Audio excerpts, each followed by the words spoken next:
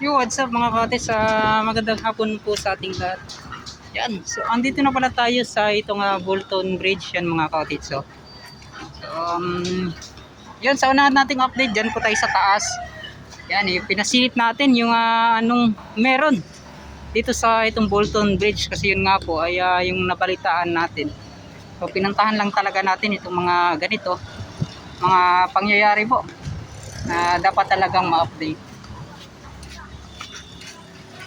So dito banda mga kaotits sa may sa may Davao River at update naman natin itong dike na kanilang ginawa.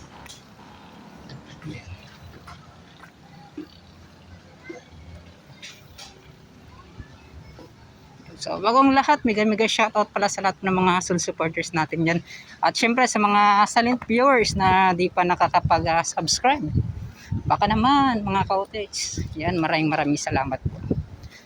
At dito naman.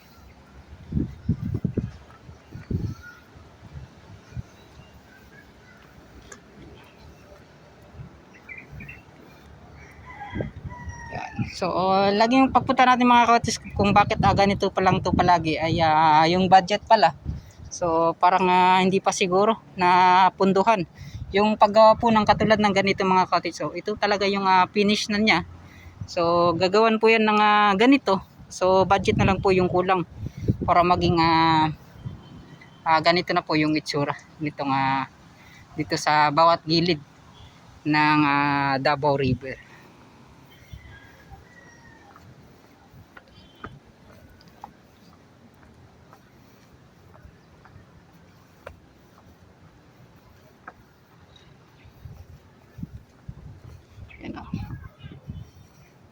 So may mga pagtambak.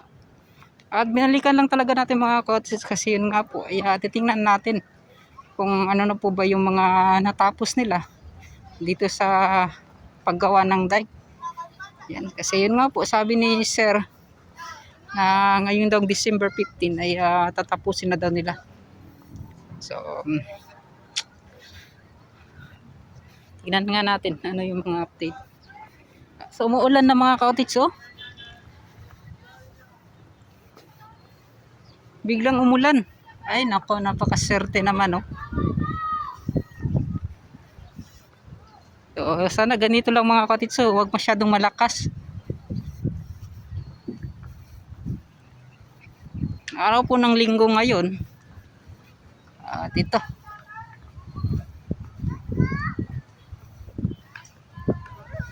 Pansin na po ninyo mga kaotits sa bagong tambak po ito. Yan. Para po makadaan po sila ng maayos. Vlogger! Vlogger!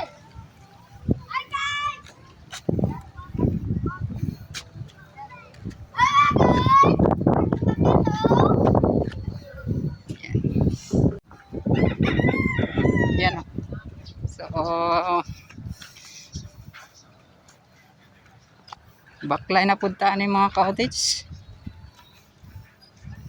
Padulong sa Tumboy.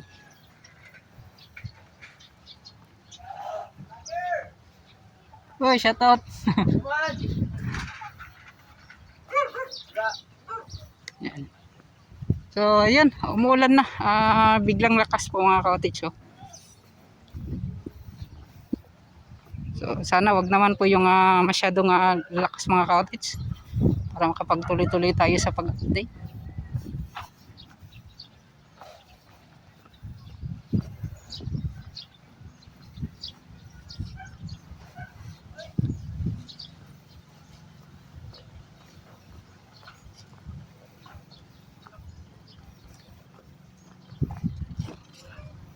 Para tangang asfalto to mga kaotits na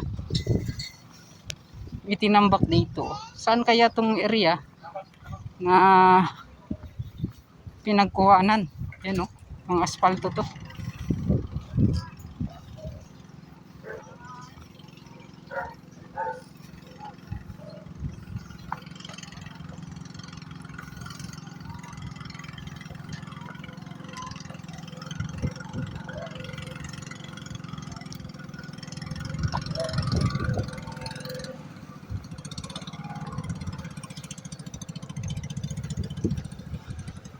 Yan na. Bago lang nakauwi. Galing sa laot.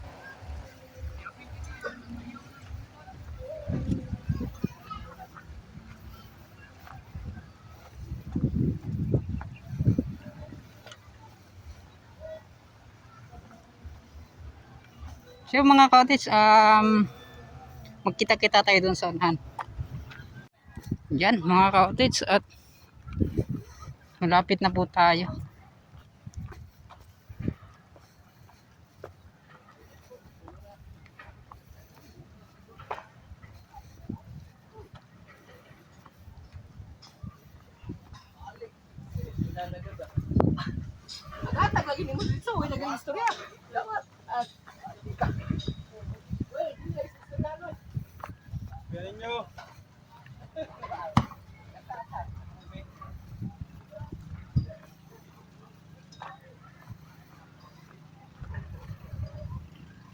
Yan o.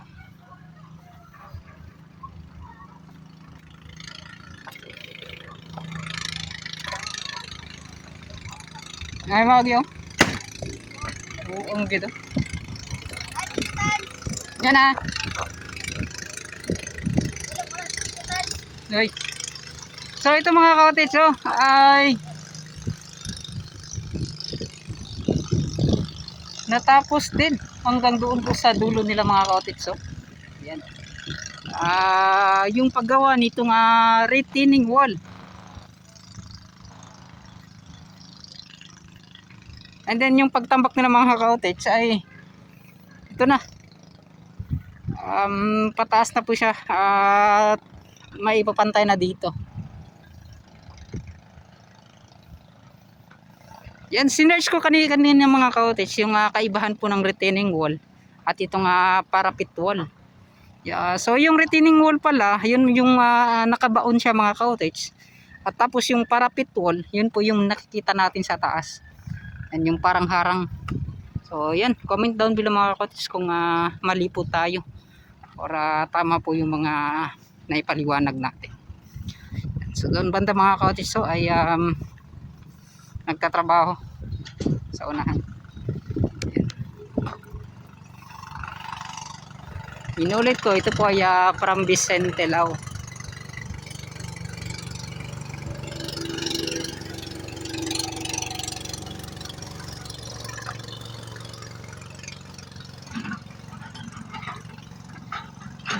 Yun no.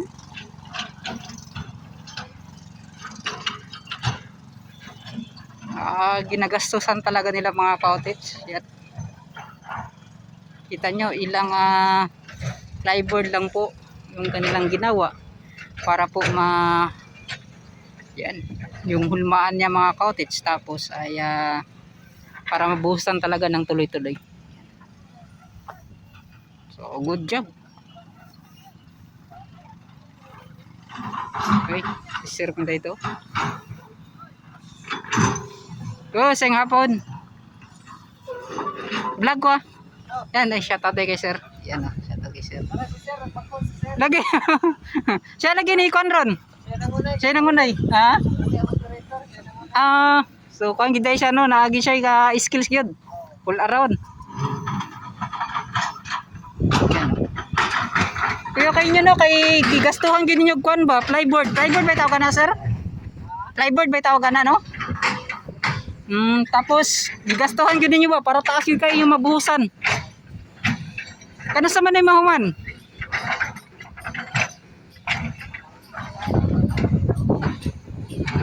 Kanino? Pero kani mga gingon ni sir mga pitchakin si daw, pwede mahuman na gid siya. Na ano, posible. Diri no. Og ba buhos manig ma. Martes. Yan. So, magkabit. Pero ang kaning murag dili ba siya makompleto tambak? Ay kaning mo na ni siya. So yan si foreman engineer mga cottage. So siya po yung nangunay sa pagtambak o pagpapile po ng mga kwan dyan, yung mga lupa, pagpaplaster, pag-ayos. Ganun. So ito nakaantabay para sa pagpison. So may pumasok na naman na kargang lupa. Siguro no kung dako gid ang truck diri no, taas na gid inyong na tambak no. Tungod ani nga gamay man gud ang dalan. O yan mga kautis, makita naman ninyo kung mga ilang tulinlada lang yung kanilang naitatambak dito dahil po sa maliit po yung espasyo ng daanan. Yan no. Napakaliit lang po ng truck na kanilang ginagamit.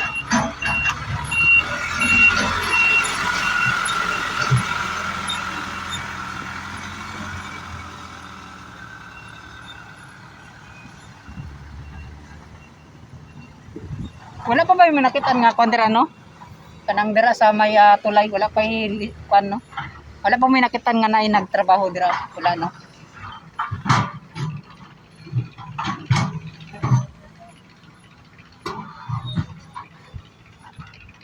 Dito mga kautis, sana umuulan na kasi ngayon.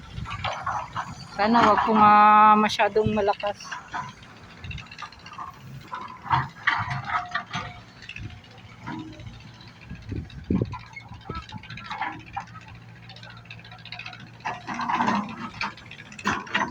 Nya mustang bagyo di ay bagyo ka ng linog diri gabi eh. Pasog-pasog no. Pero trabaho mo diri gabi. Oh, nag-over gid yapon. Nag-over gyapon mo kuno alas antud alas 12. Yung over.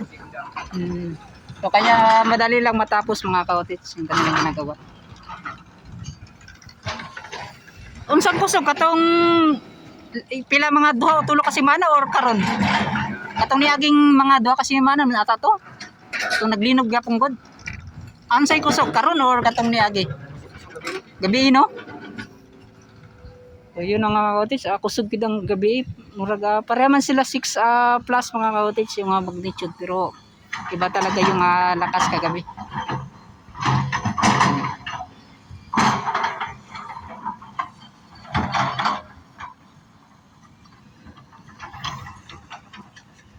Wala po ni hunas ang diri Wala po ni hunas kanang nidako ang hunas wala na. So normal dito mga kautis, normal lang daw sa dagat. Kanang hunas na no.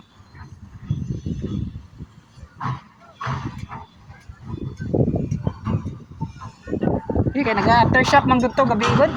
Nag-aftershock ba? Balik-balik.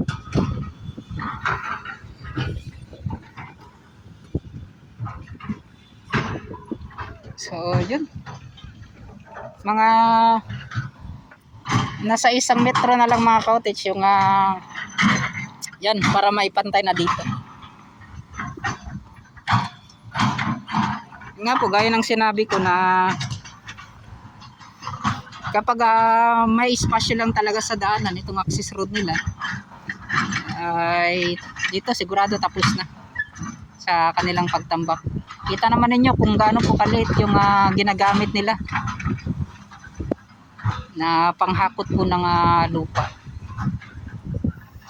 Yan. Napakaganda po, napaka-smooth, napaka-tinis ng paggawa nila dito sa gilid. Yan, mega shoutout dito sa Vicente Lau.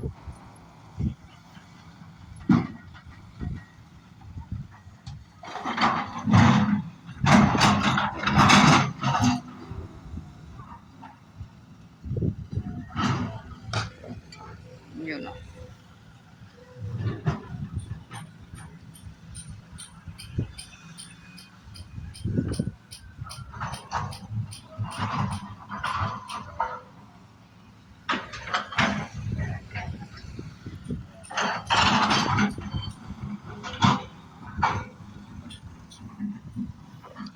So, napakatagal pang masira nito mga cottage. Yung bakal na halos sa punong-puno po ng yan o.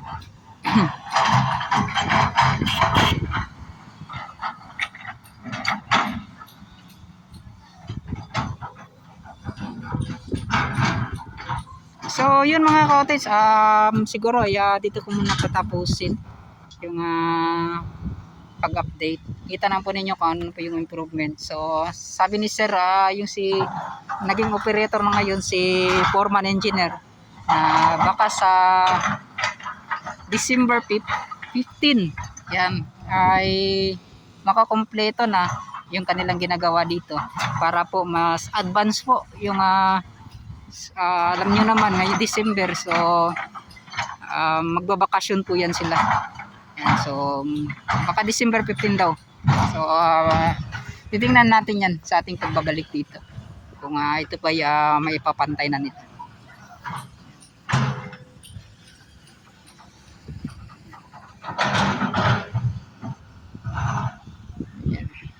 So maraming salamat. So ito po ay pinuntahan lang po natin.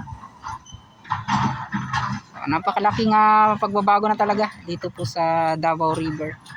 So try nating makisakay dito mga kautit. So para doon di na tayo maglalakad, napakalayo pa kasi ng uwian natin. Boss, sakay ko boss. Okay ra? Makihits ko ba, okay ra? Sa tumoy, makihits ko ba? Oh, okay ra. Salamat Yan. Ay. Wow, si Gerald Foreman. Ay, salamat. Pero tigaya pa sa bakasunan. Ni ka mo ato. Dire na ka sa taas ra. Sa Bulton, no? Yan. Bulto na tulay. Dire na ka sa tulay. Nag-vlog ko. Tama yun. Ako dito pamasahian ko. Pohon, boss, pohon. Huwag ako kasildo lagi. Yan, salamat kay Sir Rom. Napakabait. Yan. Wala. So, yun mga kautis. So, makasildo tayo mga kautis. Babalikan natin. So, bibigyan natin yan sila ng kahit pang merienda lang. Oo. Yan. So, pohon. Makabalik tayo dito.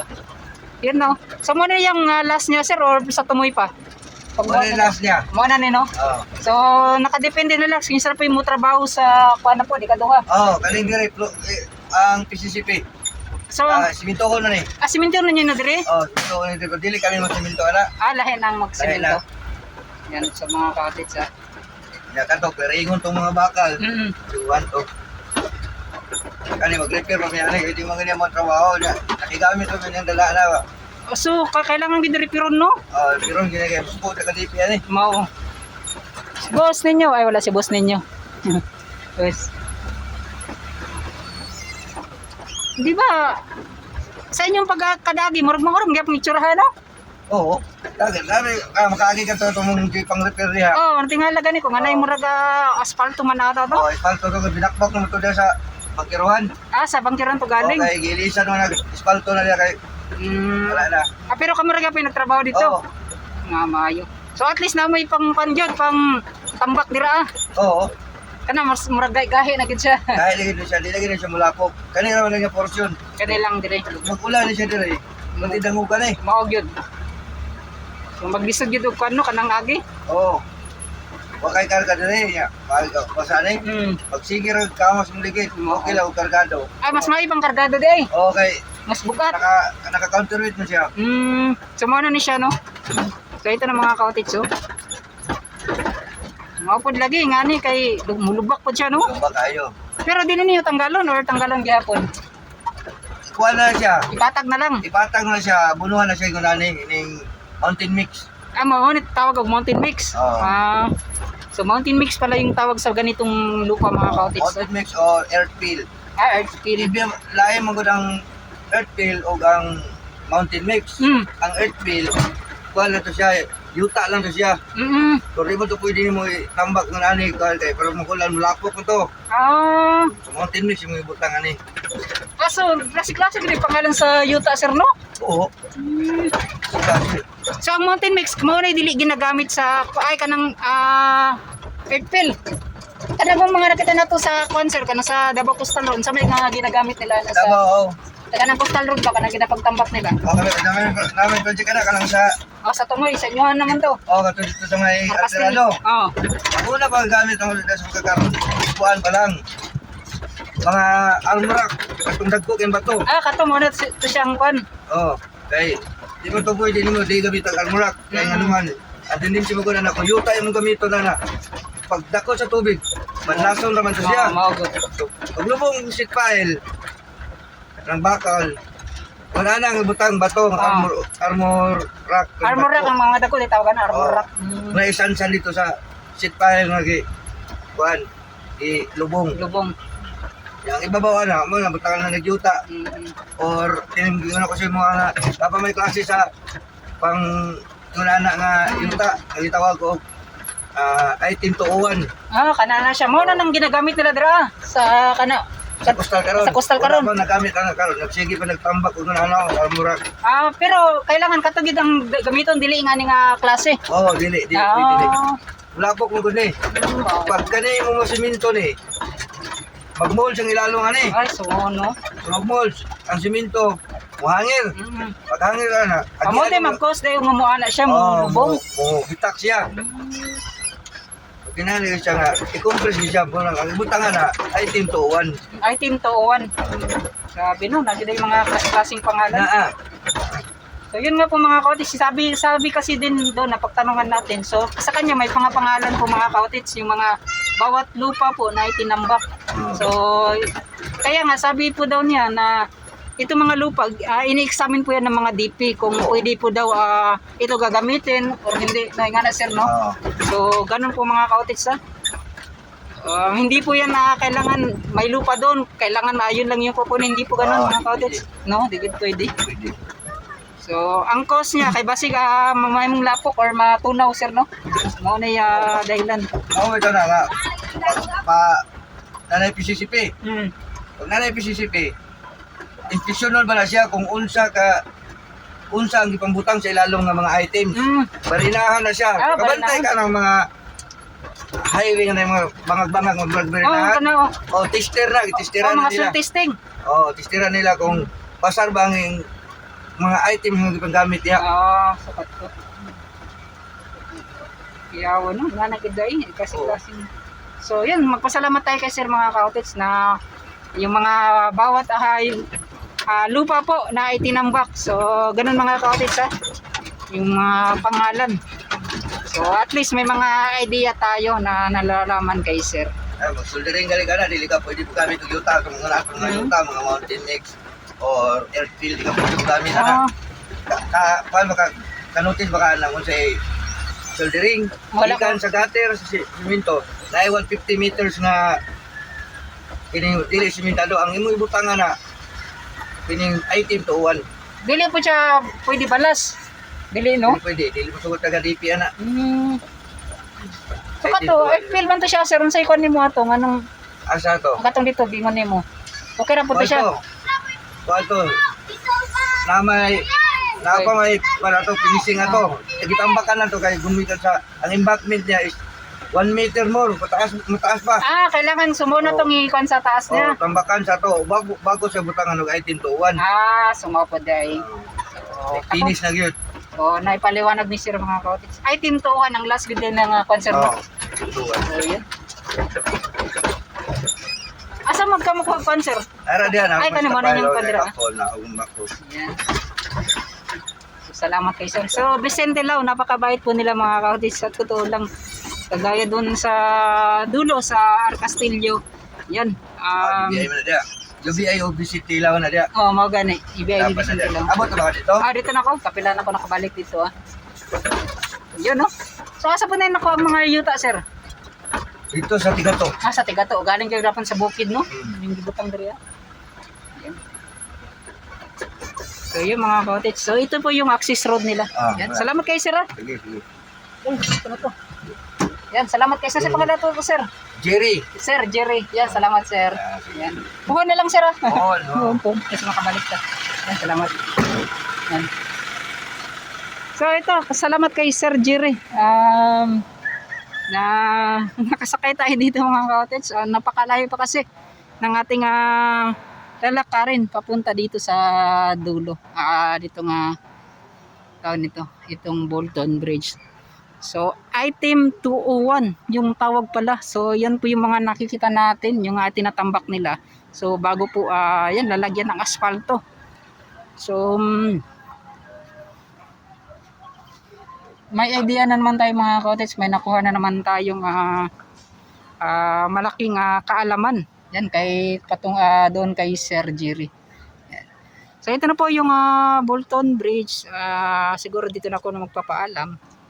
At itong kanilang ginagawang box culvert naman ay di po muna to nila ginalaw or ginawa. Para doon po muna mga ka-cottage ay kanila muna tatapusin doon sa dulo. Yan. So maraming salamat. Yan, at hanggang dito na lang, paalam na ako sa mga solid supporters natin, solid viewers, at sa mga OFWs natin dyan. At dito rin sa Vicente Lau Company. Yan, mega shoutout. Maraming salamat. Bye-bye na.